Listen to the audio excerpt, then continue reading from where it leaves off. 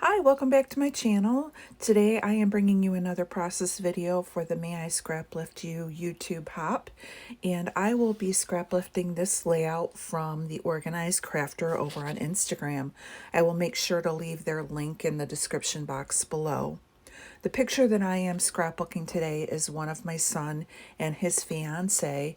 It was during COVID, and so to get away, they went for a nice walk in the forest preserve.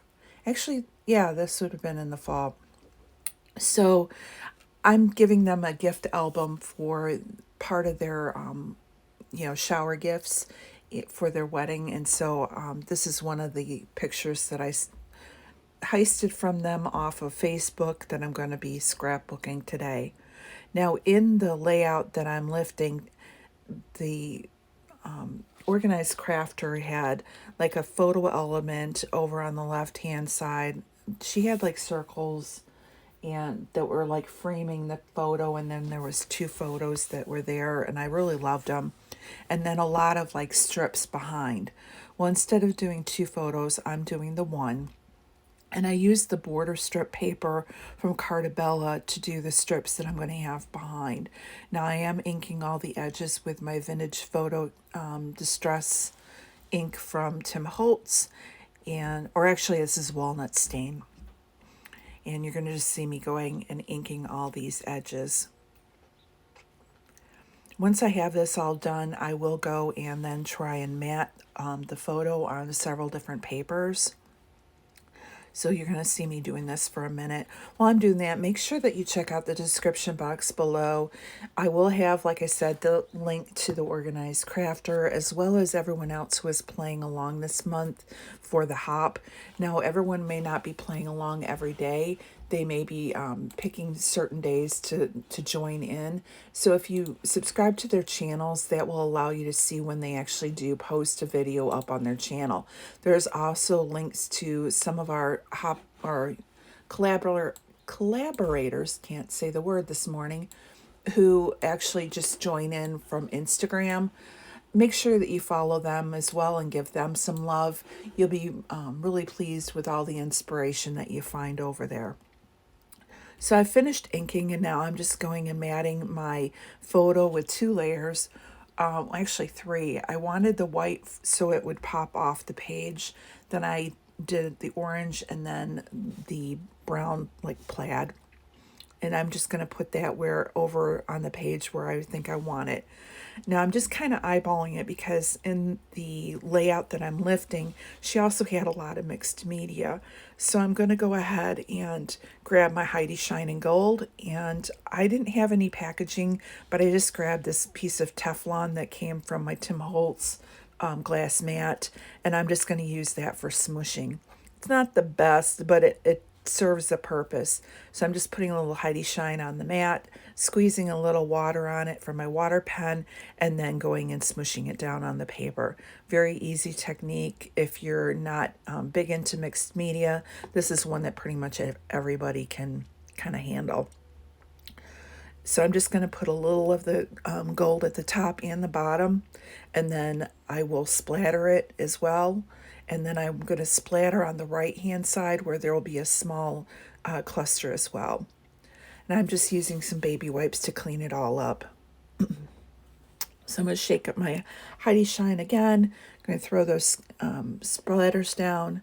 And I like them big and chunky with the gold. And then I have found that to kind of help with that ring look that you get, I do go back and soak up I think they use like a varnish or something like that as the base to add the gold shine to it. And so if you kind of go back with a paper towel, I learned this from Missy Whidden, it soaks up a little bit of the excess and allows the pigment to soak into the paper. And I like how that looks, and it kind of flattens it all out. So now that I have that done, I'm just going to let it dry and come back. Now I have the strips, and I'm just going to go ahead and cut sections of them off because I need part for the right hand side and part for doing the strips along my paper. So I just add the ATG to the center so that I can go ahead and tuck everything in. And again, I am going in as I cut things, if it needs it, I'm adding more of the walnut stain ink to the edges. And then I'm just setting a couple of them to the side so that I have enough scraps to build my little cluster that will be on the right hand side. And I'm just kind of tucking them in. Now, the one strip was a bigger strip and it had like a phrase in the center of it, which I didn't want, but I wanted the florals that were around it. So by adding that big plaid one in the center, it covered that up, and you can't even tell that that was one of the banners that, or one of the border strips that had, words on it. So now that I have everything kind of where I want it, I'm going to start building the right hand side. And again, just kind of snipping it off and re-inking everything. And I'm just going to kind of stagger it because I don't want really thick borders over there. So I'm going to go off the edge a little bit and I'll trim that off. Here I go. And I think I add one more. Then to give it another extra touch, what I will do is go and also add some washi tape to it.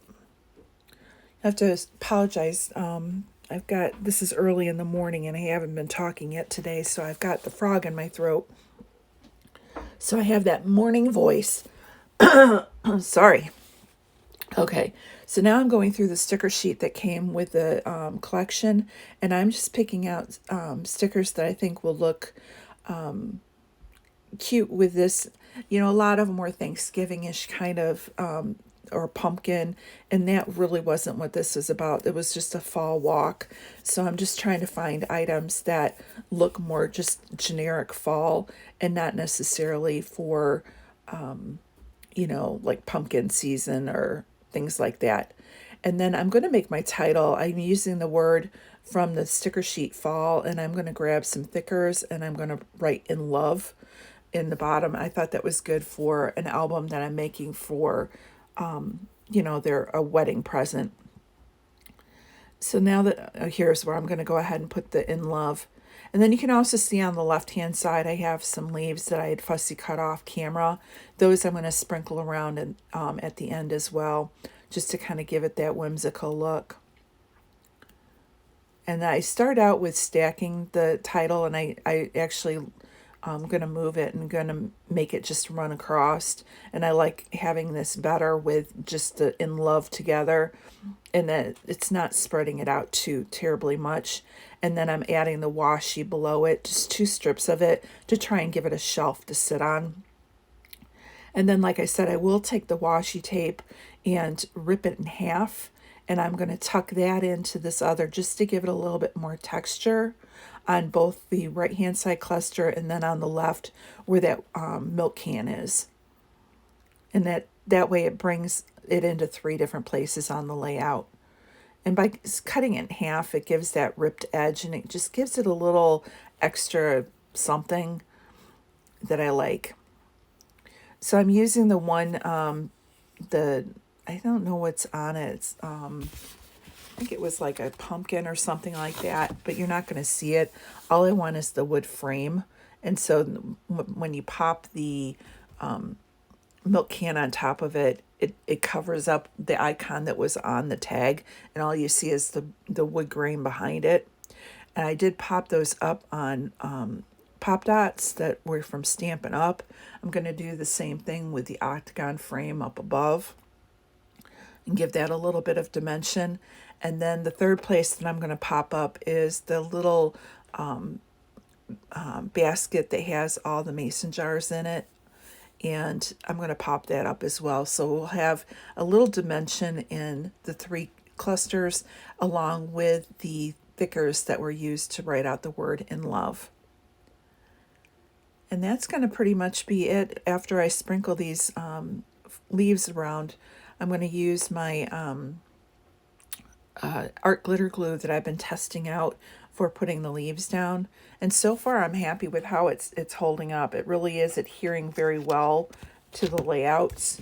So I'm pretty pleased with it. We'll see how it does over time. And I'm just going to sprinkle those around, and that will be it for my layout. So as soon as this is done, I will have some close-ups for you. Please stop back again tomorrow. We will have another layout for the series. And again, make sure that you check out everybody else in the links below and see who they're lifting and what their take is on the lift. Thank you so much, and you all have a wonderful day, and we will see you again tomorrow.